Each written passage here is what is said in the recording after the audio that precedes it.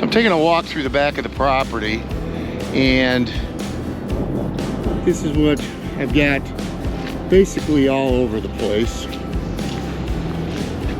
Not a big deal, right? Well, here's the problem, is that it's spring and the grass is growing, and you know, if you don't cut grass, it just doesn't dry out. So this is the issue. Really sloshy, and you can see even over by the grapevines, you've got a lot of standing water. And so what I need to do is figure out a way to be able to get this lawn cut. I've done this in the past. You'll see it right now. We are going to do a project on the 2038R, but before we do that, let me show you how I deal with this soggy turf. Hey, if you enjoy our channel, we sure would appreciate a thumbs up. Thanks for being here. Well, welcome back to the channel. Thank you for joining us. We appreciate it. So if this turf grass situation doesn't interest you, you could just fast forward to the project that we're going to have with the 2038R. But I wanted to show you how I deal with it. I've had to do this probably seems like every other year if we've got a really wet spring. What happened was we had abnormally warm temperatures, which caused the grass to start growing, and then a lot of precipitation, even some snow. So this is how we're going to fix this. Thanks again for being here, and let's get to work. Yeah, so chains. I'm going to put chains on the rear tractor tires. Yeah, like I said, I've done this before. I've got the tractor jacked up right now, and you know, honestly, having the chains on, you might think, well, geez, you're just going to tear up your lawn. It's really unbelievable. There's really no damage to the turf grass at all. But you know, you don't have four-wheel drive on these little lawn tractors, and I have buried this thing. And the only way to get out was either with the bigger tractor, which sometimes made more mess if it was an area that was real sloppy, or frankly, getting on the back and picking up the back end, which was just wonderful for my back, I can tell you. All right, so let's get these chains on. All right, so I've got the chains laid out on the ground, and you know, everybody's got their own way of doing this. This just seems to work best for me. Again, the tractor is jacked up, and then simply going to try to feed the chains on while turning the tire. You know, if you don't get these things on evenly, you know, you're going to start throwing chains and get aggravated and start throwing other stuff. Easiest way seems to be to hook the inside first, which I'm doing now, trying to keep it as evenly as possible, and then bringing the front side through. And as I'm sure most of you know, it's kind of an adjustment here in how tight and where you put this lock in the last large link. Just trying to pull this up tight.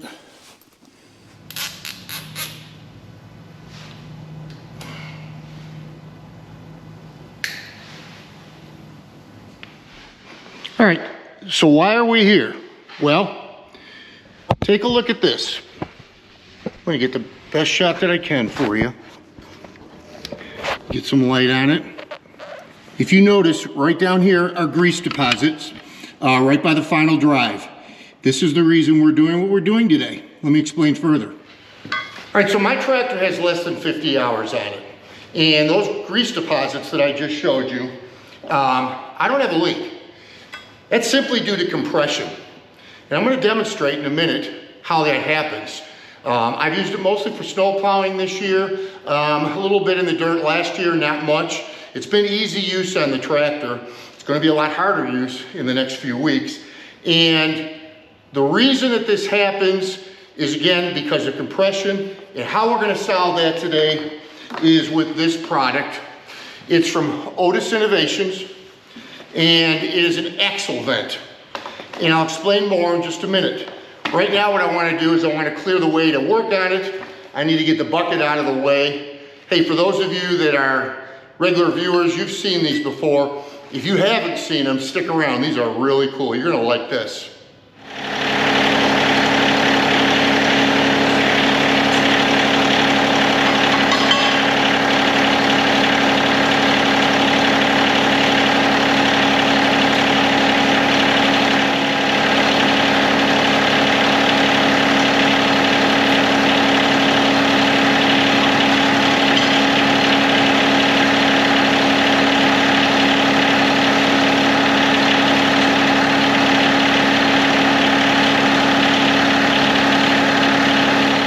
That's the safe way to work under a bucket. If you want information on these, or frankly anything else that you see for the dipstick vent we're gonna put in, or the hydraulic cylinder holes, put it down in the comments. I'll get you all the information that you need. All right, let's get going. All right, so here's what the kit comes with. It comes with a replacement dipstick, and this is, actually the quality on this is really good. And then, most importantly, comes with the vent. So this is a hose that is gonna go from the dipstick, and I'll show you where we're gonna mount that. But here's the reason why, again, that we're doing this. All right, so here's normal operating level. What happens is, you've got your bucket with a bunch of stone or something very heavy, and of course your front end pushes down just with that alone, but then you hit a pothole, okay? And this tire goes down, the other one comes up, and that's where you're gonna develop pressure in your front axle. So again, what this is meant to do is to vent that pressure. All right, so I'm gonna let this back down. No need to do this when you're installing this Otis Innovation product. I'll do that now. So first thing we're gonna do is to remove the old dipstick. Hey, and by the way, does yours look like that? Look at how easy it is for me to read the hydraulic wheel without even putting my glasses on, and I gotta wear my glasses for everything. John Deere die, I don't know, it's $12 or $14, something like that. Greenpartsstore.com or from your dealer. It just makes things an awful lot easier. All right, the next thing is, I'm gonna take some of that oil from the dipstick and put it on the O-ring, and then simply thread this in. And actually you're vented right there. But clearly you don't want to be, every time you compress the axle, you don't want to be shooting hydraulic fluid out. So that's again what this is for. And you can see it's got a little vented cap on there as well.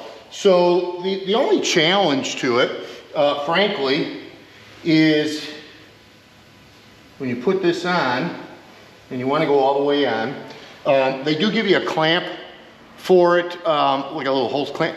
Yeah, you don't need it. I've had these on my 1 Series and that, and you don't need it. So what we're going to do is to mount this up here, but clearly we don't want this much excess. Now there's a little slot in the frame right here. So the first thing I'm going to do is I'm going to clean the area, because we're going to be using some adhesive that Otis supplies to be able to stick the vent tube on.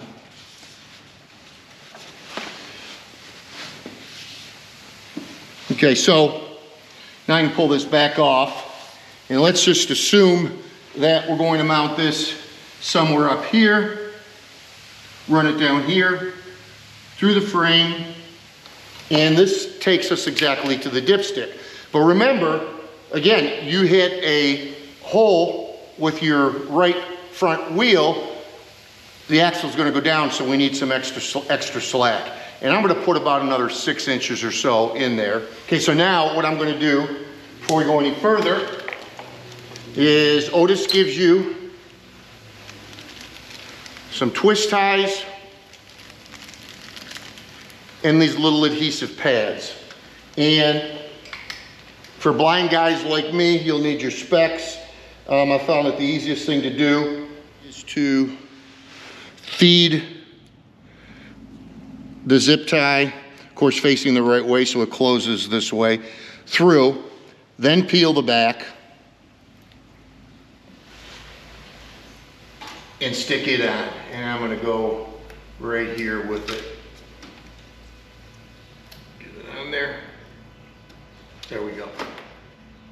And again, I had these on my 1 series. I had no problems with these things coming loose. And so I'm going to put probably at least 3 on there.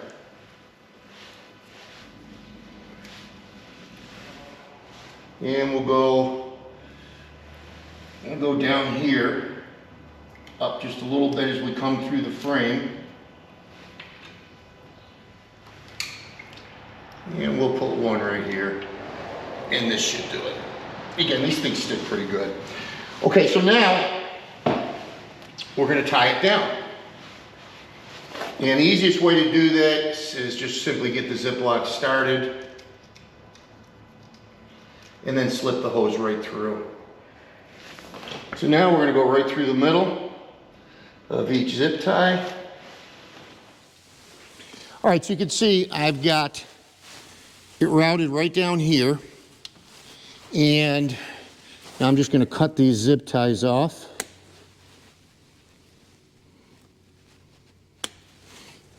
And by the way, these adhesive pads, the longer they sit, the stronger they get.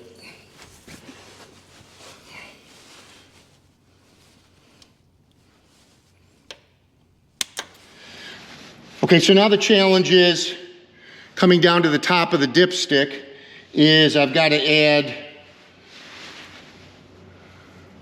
you want about that much slack.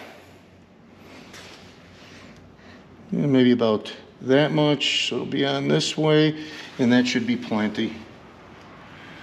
Cut this off. Go on top of the dipstick. Push it all the way in until it's snug and that there's no kinks in it. And that's it. I mean, this is about as simple an upgrade as we've done, certainly.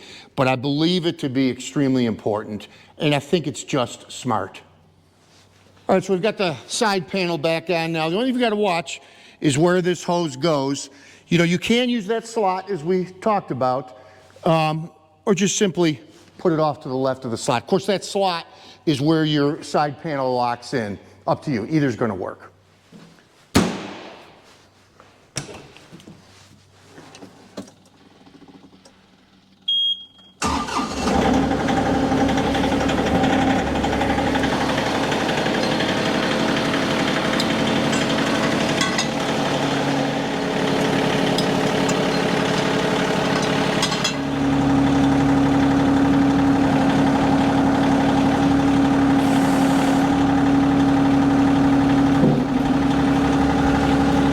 Hey, honestly, if you got nothing else out of this video but these things, you know, we all take too many chances. I know I do. I'm not great with safety. I'm trying to get better, I really am. I don't want to get hurt. I really don't. You know, I'm an older guy now. It takes longer to heal. But, you know, let me know if you want any information on these. Thank you so much for joining us. We sure would appreciate a thumbs up if you're enjoying our content. And until next time, God bless you all, and we'll see you next time on Tractors in Life.